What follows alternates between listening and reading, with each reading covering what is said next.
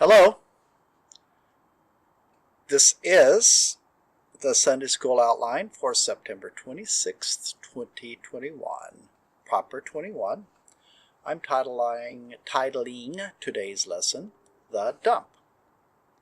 The lectionary readings for today are Numbers 11, 4 through 6, 10 through 16, and 24 through 29, Esther 7, 1 through 6, 9 through 10, and 9, 20 through 22, Psalm 19, 7 through 14, Psalm 124, Mark 9, 38 through 50, and James 5, 13 through 20. I am going to read Mark 9, 38 through 50. There are things in life that change in quality and still stay intrinsically the same. Like the day, can get brighter or darker, and it's still the same day. A tree can grow and still be the same tree. Then it can lose some branches and still be the same tree. Other things are either or. Electricity is flowing through a wire, or it isn't. A drop of water is frozen, or it's not. A person is dead or alive. In our spiritual lives, all sorts of things affect us in either an on-off fashion or a more or less fashion. We either have a relationship with Jesus or we don't. We know God, but we can get to know God more. We can be more Christ-like, but we are either Christ's or not Christ's. I'm going to use the terms on, off, and more or less for these kinds of truths. There are technical terms for them such as Boolean, comparative, and qualitative, but there are technical terms which have precise meanings in academic and business realms, so I won't use them. The passage I've decided to study for today contains some of the harder speakings of Jesus. They are clumped together in this passage, and at first glance I've always thought they were collected here kind of randomly from different times in Jesus' ministry. But think of this as a play on, off, and comparative, more or less, truths. That gives this passage some kind of a unity. So let's just go through it and see if you agree with what I say. If you do, you do. If you don't, well, you're probably smarter than I am anyway. So there you have it. Mark 9, 38 through 50. And John answered him, Master, we saw one casting out devils in thy name, and he followed not us, and we forbade him, because he followeth not us. But Jesus said, Forbid him not. For there is no man which shall do a miracle in my name that can lightly speak evil of me. For he that is not against us is on our part. The on-off truth is that someone is for Jesus or not. The more or less truth is how closely that person follows Jesus. Apparently, someone who was one of Jesus's someones was out there somewhere doing miracles in Jesus' name, but this person was not following Jesus, at least not closely enough to be known by the other disciples. Jesus states here that the miracles this person was doing attested to their relationship with Jesus.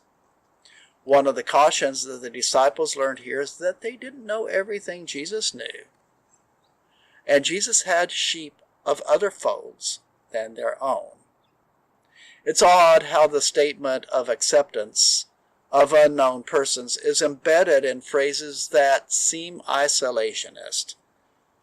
But note that Jesus is not saying, at least not here, we're up against the world. He's saying that all of us that are in this together are working together.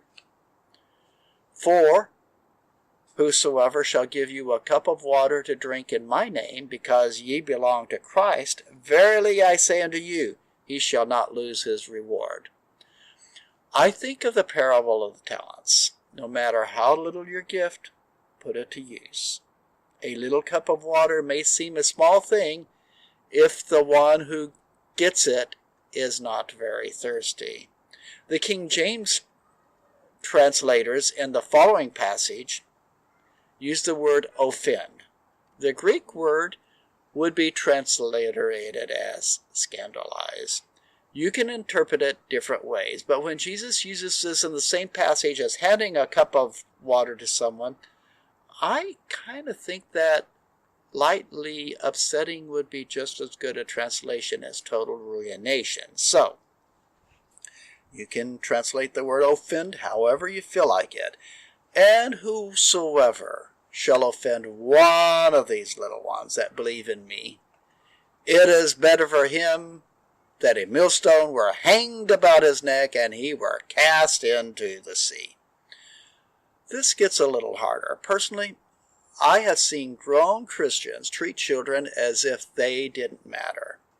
A friend was telling me about speaking to a child during the fellowship time at the church to which I go to now, and someone important just got between them and the child, as if the child were not there.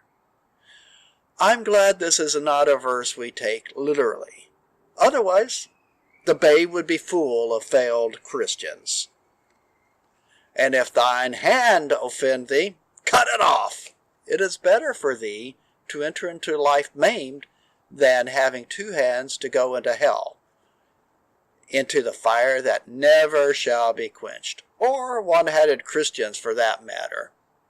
Every time I try to send a text message, so if I find myself doing things that aren't good judgment, where the worm dieth not, and the fire is not quenched, and if thy foot offend thee, cut it off. It is better for thee to enter halt into life than having 2 feet to be cast into hell, into the fire that never shall be quenched, where the worm dieth not, and the fire is not quenched.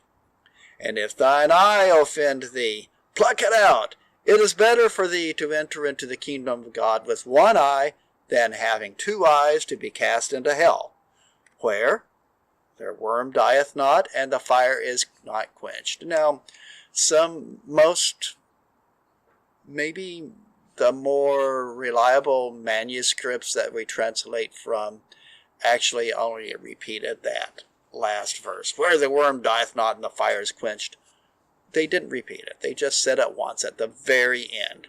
So, I can't see any other way around it. Jesus is talking about hell here. As modern Christians, we don't like to use the word hell. Of course, in the mundane world, worms and fires don't exist together. The fire kills the worms, right? The word for hell is a real physical place outside Jerusalem. It started out as kind of a nice place.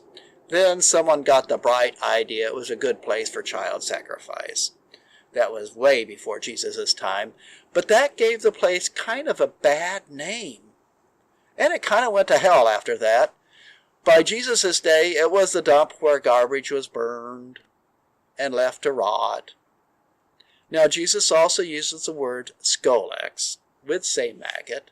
He uses the word Gehenna, would say the dump outside Jerusalem, and pyre for fire. Dumps back then weren't landfills. Garbage and dead animals were burned. It was pretty messy and really, really ugly. And stinky too, I might add. Before going to the next section, let's remember that salt is used to heal and to flavor and to preserve, and early on was worth more than gold. I hope you're done with all this about chopping your hands and feet off and ripping your eyes out. Just say that Jesus is making a point. You want to go into the afterlife as prepared for it as possible. Don't, and it's better to not have something than to have it badly, I guess. So, let's talk about salt. It's used to preserve, it's used to heal, Gargling salt water cures your colds. Salt water on your wounds heals them. Salt in your wounds makes them hurt a lot more, but it does heal them at the same time.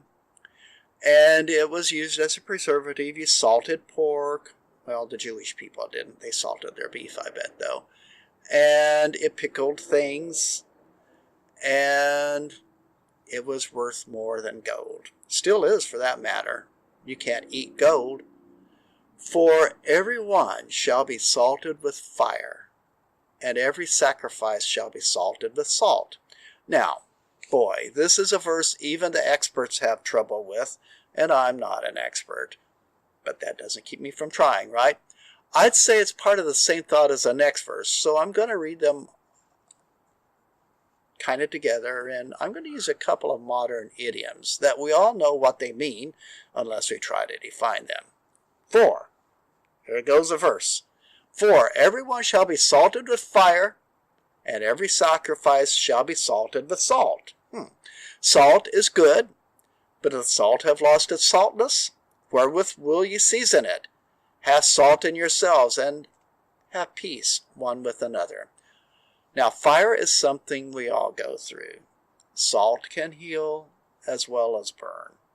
Sacrifices have to be of good quality. Sacrifices were unblemished. Think of the phrase worth his salt in modern parlance. Salt, if it is pure salt, is salt. But if it is not, if it is just sand, well, you don't want it on your food, and you don't want it healing your wounds. Be salt of the earth. Be healers to each other. And I think that ends it. Doesn't go down any farther. So, everybody, have a good week. These tough verses are ones we need to go through because they do teach us stuff.